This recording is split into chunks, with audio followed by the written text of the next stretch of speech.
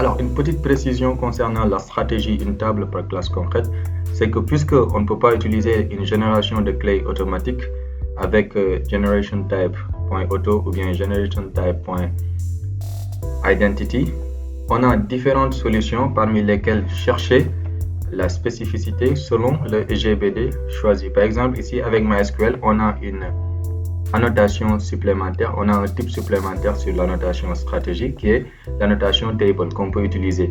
Alors si vous voulez toujours utiliser l'annotation GenerationType.auto, il faudrait vous assurer que la base de données que vous utilisez, le système de gestion de base de données que vous utilisez ne génère pas par défaut avec le mode Identity. Cela étant dit, nous allons passer sur notre deuxième stratégie qui est la stratégie Table Joint. Alors il dit, ici l'idée c'est quoi? On reprend à peu près le même principe que la stratégie sur les tables par classe concrète, mais sauf qu'ici les attributs de la classe mère sont stockés dans une table qui est dédiée et les classes enfants vont réaliser des jointures vers cette table commune. Et à la différence de la stratégie précédente, c'est que les colonnes correspondant aux attributs de la classe mère ne sont pas dupliquées.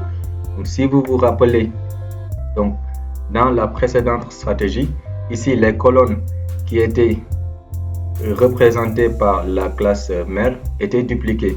Donc ici, la classe livre avec ses attributs, en base de données, on va reprendre les mêmes attributs sur toutes les classes enfants. Alors contrairement à la stratégie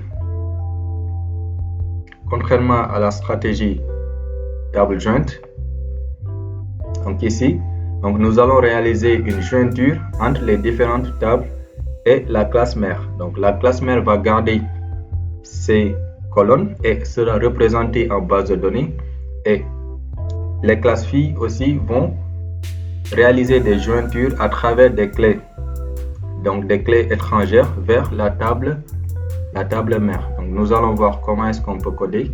Alors ici, la seule différence ici, c'est qu'on va utiliser la stratégie InheritanceType.joint et on peut de nouveau utiliser une génération de clés automatique avec le type auto ou bien avec le type identity.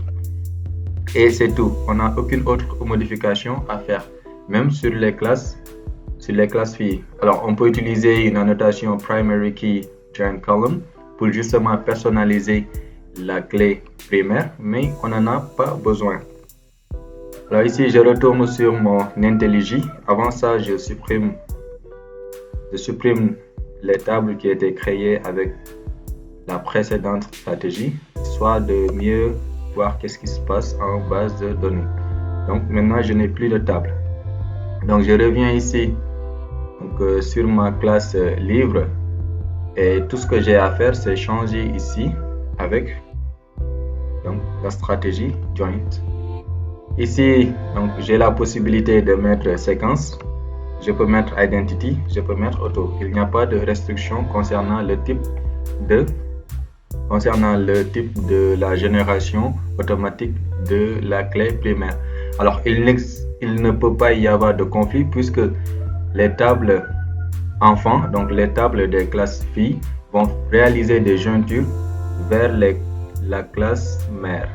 Je reprends ici livre physique, donc on n'a pas autre modification à faire. De même pour livre électronique, et même pour le test, on n'a aussi rien à faire. Donc c'est juste la représentation à base de données qui va changer. Et là, si je teste ma solution, donc ici on a livre, c'est bon. Donc si je teste la base de données, voilà Hibernate qui se lance. Ensuite, la création des tables. Ici, on va avoir 3 tables, malgré le fait que la table livre soit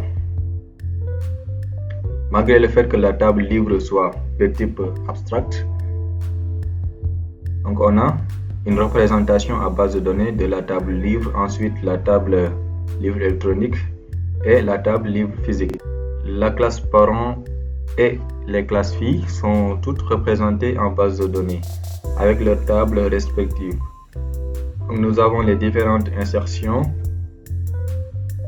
et la même chose, on peut utiliser aussi les requêtes JPSQL en polymorphe.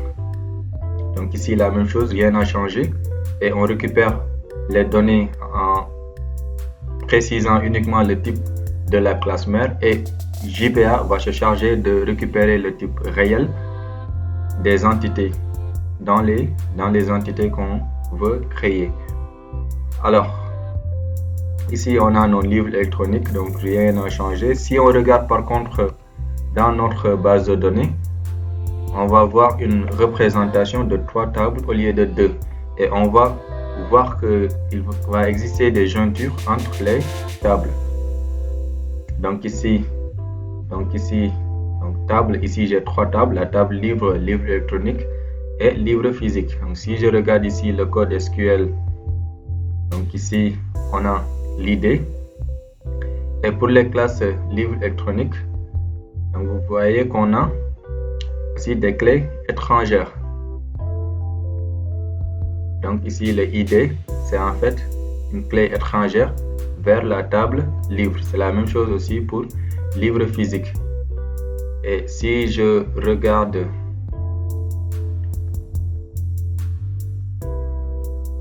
donc ici le script pour les sélections, je vais retrouver les mêmes choses. Donc je vais retrouver les mêmes enregistrements. Donc ici j'ai les mêmes enregistrements, sauf que ici je n'ai que la propriété qui est réellement dans la classe fille. Et les autres propriétés qui sont héritées de la classe mère sont retrouvées à travers une jointure ici. Donc on a une jointure vers la table parent.